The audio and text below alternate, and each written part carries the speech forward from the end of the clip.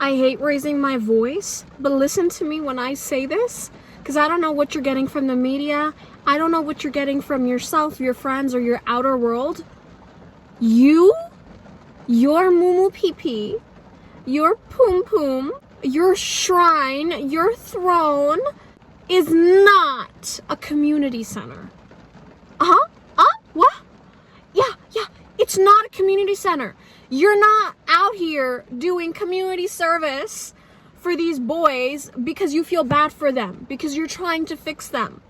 No, you are actually not a clearance rack item from Ross. You're not. I don't care what anyone tells you and what you may even think of yourself. You are not a clearance rack red tag item. I am so sick and tired of you guys demeaning and demoralizing yourself, not because anyone said so, but because you think so in here. And what do I always say? If it's bad in here, oh baby, it's bad out there. It's bad out there. Nobody hates you more than you must hate yourself to feel that way. What is wrong with you? What is wrong with you? No, I had to make this video today because I know it's raining and you may not be able to hear me that loud, but when inspiration strikes, inspiration strikes. First of all, happy New Year's Eve, because it's New Year's Eve here. And in a couple hours, it'll be January 1st, 2025. And no matter what this year brings, let this year bring nothing but success, fortitude, and love in here.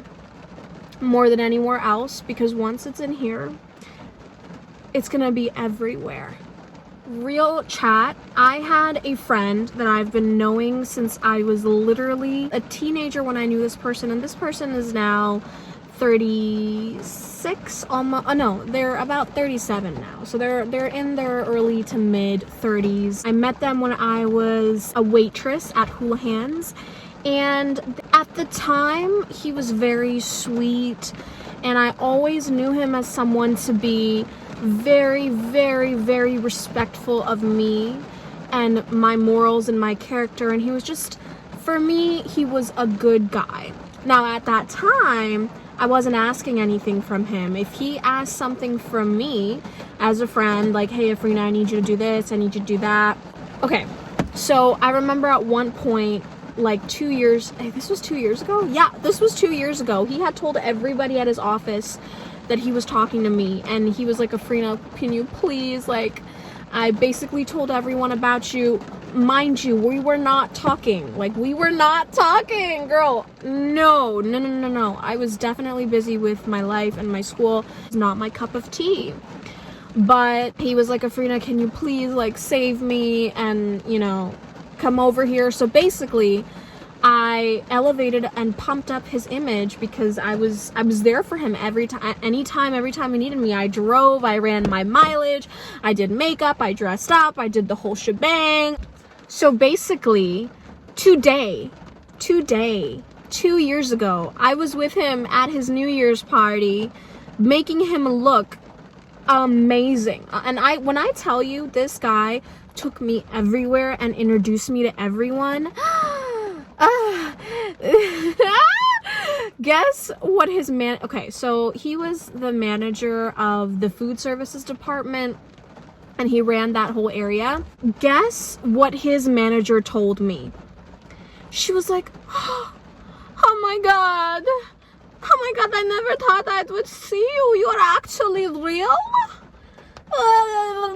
You're actually real? Oh my god, we were starting to think you were not real. Oh my god. Okay, so basically, he basically proved to everybody, no, she's real. Yeah, she's real. And again, I was not in a relationship with this guy whatsoever. Like, we would go out like once to just like go out, and I would sit there and I would be his free therapist for like the next 3 hours. Now, why did I do all of this? And I'm doing all of this without any pay, by the way. I'm doing all of this without any gifts, anything, nothing. Oh my God, like, okay. Let it go, Frina. Let it go. Let it go. Let it go. Okay? Anyways, so this was 2 years ago. Now he's gotten a real job. He pumps me up so much. You have no idea. He will say the sweetest, most amazing, genuine, kind-hearted things to me. You can't even imagine how sweet, how kind they are. And yet he's never done anything or provided for me in any sense of the manner. I'm sorry guys, my whole lighting and everything changed. All right, so he's super sweet, blah, blah, blah, blah. Cut to a year later, you know, he takes me out on my birthday.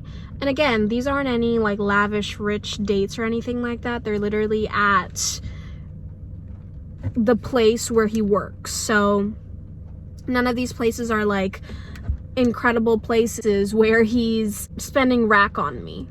And one huge reason for that is because he's broke. He's broke. He's so broke. Like, I always knew that. He had just the most normal job in the food industry. He dropped out of college. He is a white, all-American guy who was born in America. Absolutely the whitest Caucasian guy you will ever meet. I'll just say his name because nobody cares. His name is John. Nobody's watching to care. It's like the whitest name, John. You know how you're making somebody up who's white and you just give them a made-up name? It's either Bob, right? Or it's either John. John had every reason to be successful, but he chose every excuse to not be successful, right? All-American guy, born in America, grew up in America, went to private school, went to a very rich, elite private school his whole life, dropped out of college, had every reason to be successful, but for some reason is not successful. Like, he has every advantage in the world. He is a white male in America. He has every advantage in the world to do something and become something and be someone, and he chose that. No, actually, no, I'm not. No, I'd rather be a victim. Okay? Cut to Friday.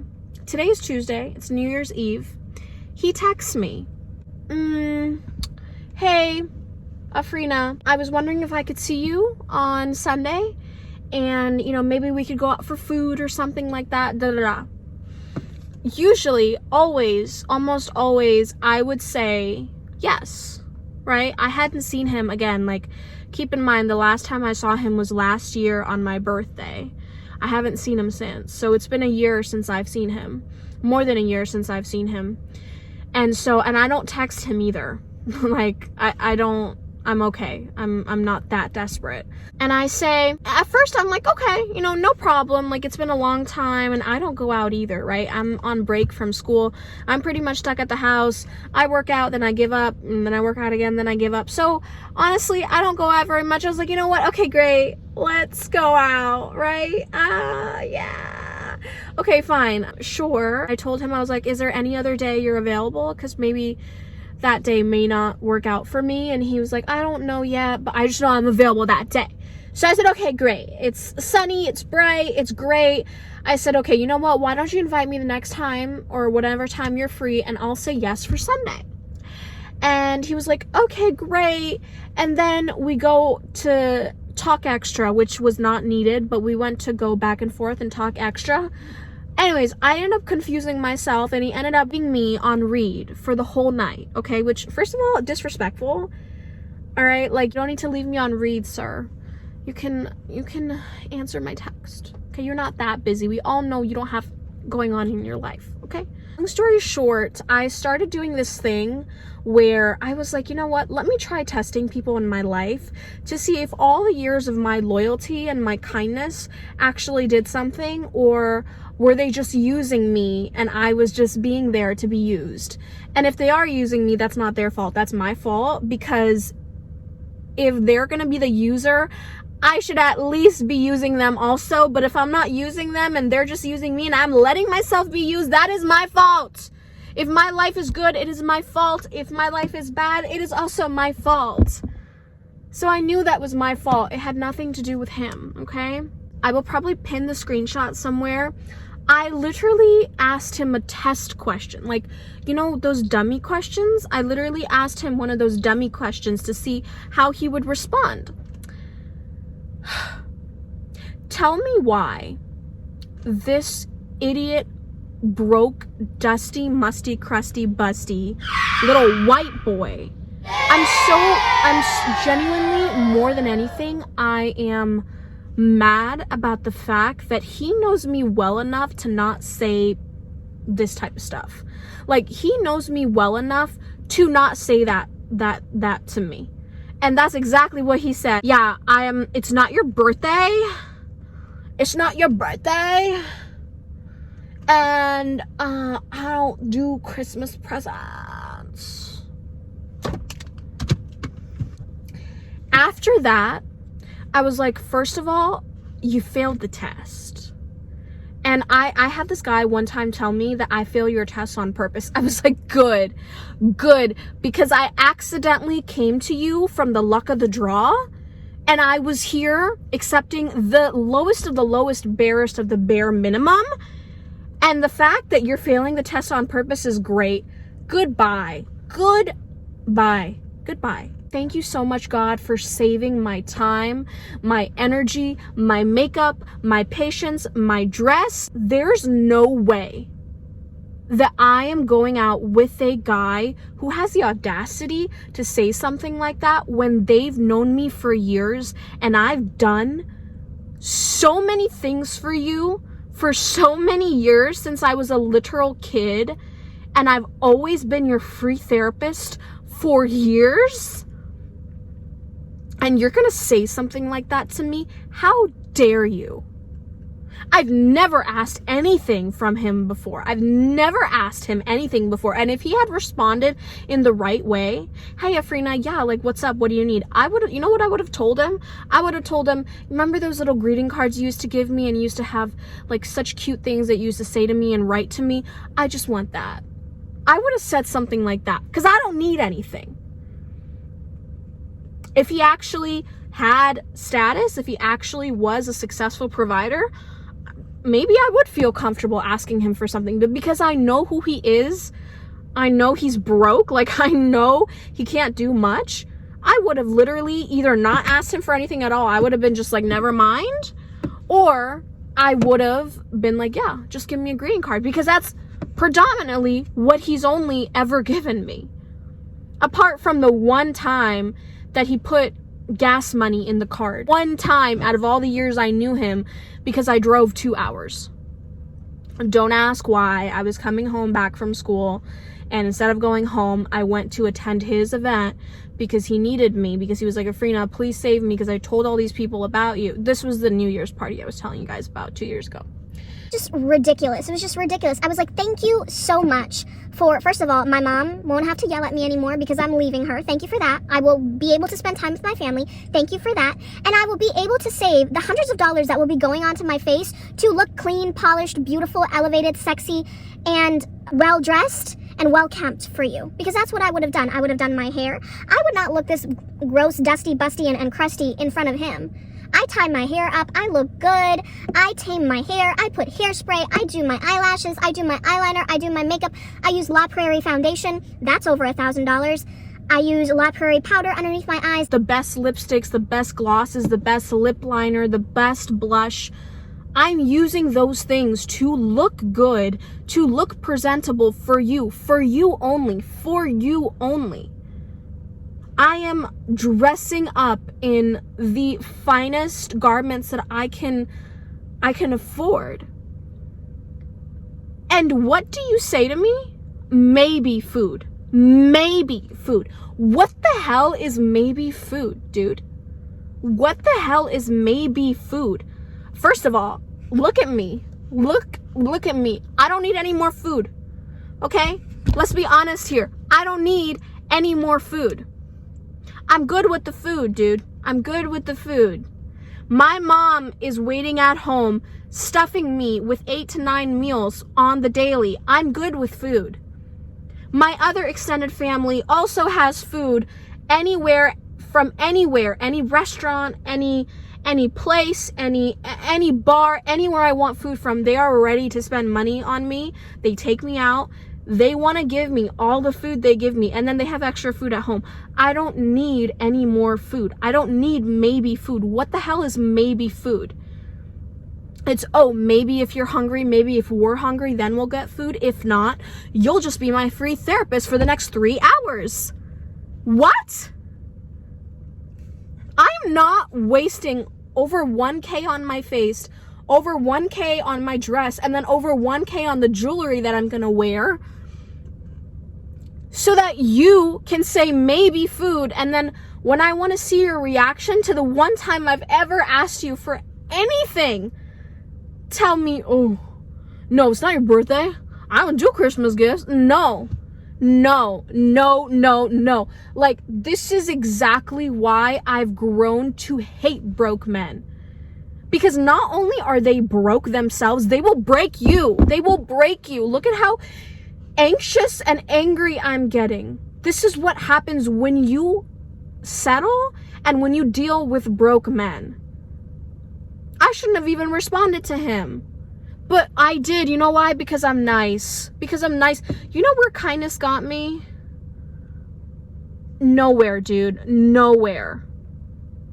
Like, I've never done anything successful in my life because I was kind. Truly and honestly, everybody expects girls to be the nicest and the sweetest and the kindest. And yes, there's a time and place for that. I've never succeeded by being kind to a guy. Never. And this may be an unpopular opinion, but it's true. I'm not going to sit here and lie to you and be like, yeah, I've been nice to all the guys that were with me and I got so much. No, anytime and every time that I was overly emotional and overly kind to a boy, they went out of their way to screw me over. They went out of their way to show me that actually, yeah, I lost respect for you for that, so screw you. I'm gonna go out of my way to make sure that you're miserable. And that's exactly what they did. So I didn't go on Sunday. And I was so proud of myself and I was so happy because I said, you know what? Tomorrow is January 1st. Tomorrow's a new day. Tomorrow's a new year. I am going to change my mindset.